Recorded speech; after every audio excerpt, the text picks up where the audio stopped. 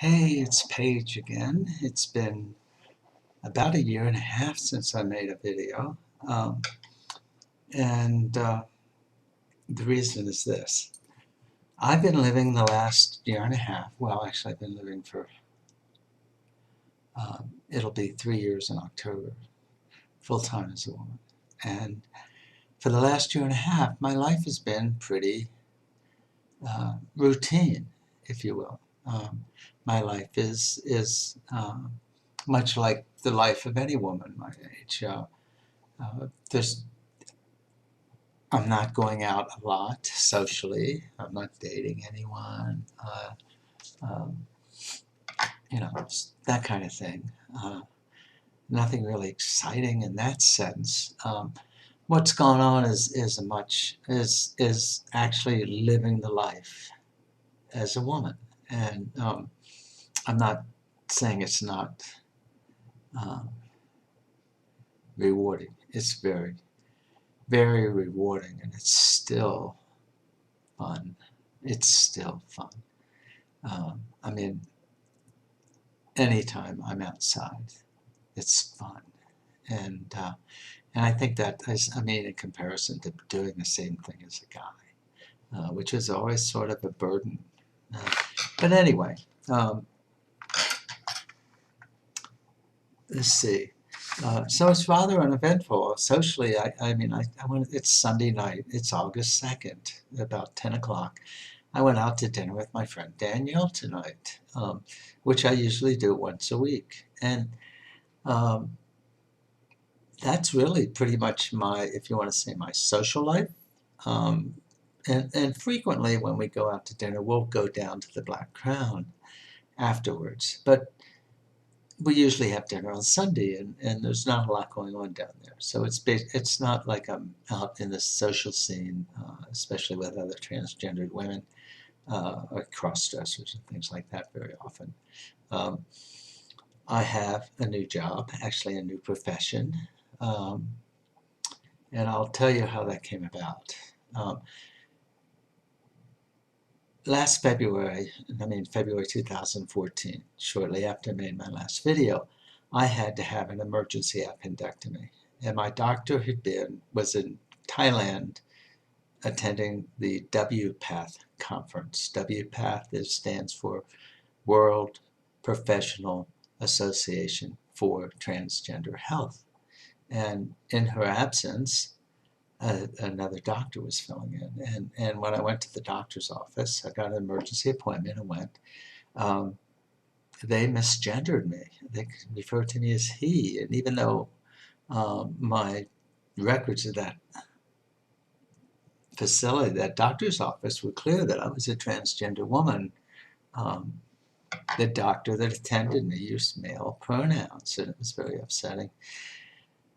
And then they sent me to a very fine hospital here in Denver. It's in a nice section of town, and it's a fine hospital. It was actually, you'd say a beautiful hospital, except I was consistently misgendered. I actually lay on the gurney outside of the operating room before they were rushing me into surgery, uh, with the surgeon and the anesthesiologist talking about him and his. And you want to reach up and grab him, and I looked exactly like I do now, and you want to reach up and grab him and say, what part of this don't you understand? Can't you even give me a little respect? Or is this too abhorrent even to mention? So when I got out of the hospital, I didn't go back for my follow-up appointment with the surgeon, and he did an excellent job. He was an excellent surgeon. But I would never have believed it after being a trial lawyer for 40 years that I would have been so shaken by just simply being misgendered. I mean, they didn't refuse me treatment, they didn't humiliate me, they didn't try to make fun of me, but nevertheless, when you've gone through the kind of things that we do to transition, the risks we run with losing family and friends and professions and things of that nature, it's a very personal injury. And I didn't want to see him again, ever. And I thought I was thinking seriously about filing a complaint with the State Civil Rights Commission. and also filing complaints with the ethics officer or patient advocate, whatever they have at that hospital. I know they had an office for that. But it was so painful that I didn't want to have to relive it, by bringing it up again, writing it all out. I just wanted to forget about it. And then 6 months later, I was T-boned at an intersection by a woman who ran a stop sign going pretty fast. She was going, I don't know how fast she was going, but she was going fast. My car was totaled. It was totaled. And I was pretty badly shaken up. I had lots of airbags, side curtain airbags and all of that. I had my seatbelt on, so I wasn't thrown about the car. And the police, I got out of the car only when the police got there and sat on the curb, and my hands started going numb. So the ambulance service had just arrived. It's from the hospital they work at now. And they said, you need to go to the hospital to be checked out. So I wasn't taken to the hospital I'm working now. I was taken to another hospital, which is actually in the same network at the hospital where I got disrespected and misgendered. Except the ambulance service, the ambulance people, the paramedics, when they called ahead to the hospital to tell them they were transporting a patient, they identified me as a woman. And when I got to the hospital, they treated me as a woman. Feminine pronouns. They had my driver's license and my insurance information. They put female on my bracelet. And I kept that for quite a while. And I wasn't seriously injured. The x-rays were all negative, and I was released from the hospital about 3 or 4 hours after I arrived. But the difference in those two experiences made a huge impression on me. I have a friend who is a doctor at the hospital I'm at now, and she heard about the position I'd had. She knew it was coming up, and she told me about it and said, I really think you should apply, because I had talked to her about my experience. And so I did, and I got the job. I'm working at the Denver Health and Hospital Authority, which is a large hospital in downtown Denver. It used to be the Denver General Hospital until 12 or 14 years ago. And it's now a separate nonprofit, but we do serve the general population of Denver. We have lots of Medicaid patients and so forth and so on. It's, I think, about 600 beds, plus a lot of specialty clinics. We're also the public health service for Denver County. We are a teaching hospital, and we're somewhat associated, I'm not sure exactly how, with the University of Colorado Hospital, because I know all of our doctors are on the faculty at University of Colorado School of Medicine. And I think I didn't say that, we have 9 primary care clinics scattered throughout Denver County, where a lot of people get their primary health care. So I was hired to be the designated LGBTQ patient navigator, which means I do some outreach, not outreach to get patients to our communities, but I do some education. I do some public speaking. I've spoken 2 or 3 times already. I was on a panel at the medical school and things of that nature. I also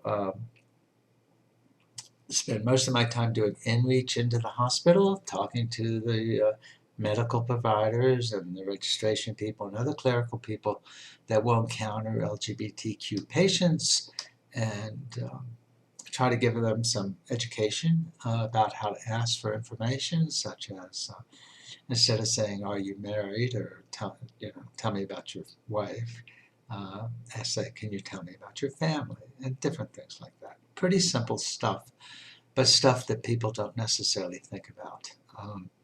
And especially in the case of transgender patients, I usually will accompany, if a transgender patient's navigate is sent to me before they go to the hospital, I will actually notify the staff in advance that this patient is coming in to see Dr. Blank, and the doctor will get a copy of my email. His healthcare partner, which is like a nurse, will get it, as well as the supervisor or the clinical staff that does registration. They'll all get advance notice, and if there's any particulars about the person, I notify them. And I will probably meet the patient at the clinic or the hospital. And I'm also going to be contacted by the emergency room whenever any transgender patient comes into either the urgent care center or the emergency room, and go there and let the patient know that I'm there for them, and make sure that the staff uses the proper pronouns and proper preferred name. And then if they're going to be admitted to the hospital, then I would probably go up to the floor where they're going to be sent before they get there, and alert the nursing staff that so-and-so is coming up here.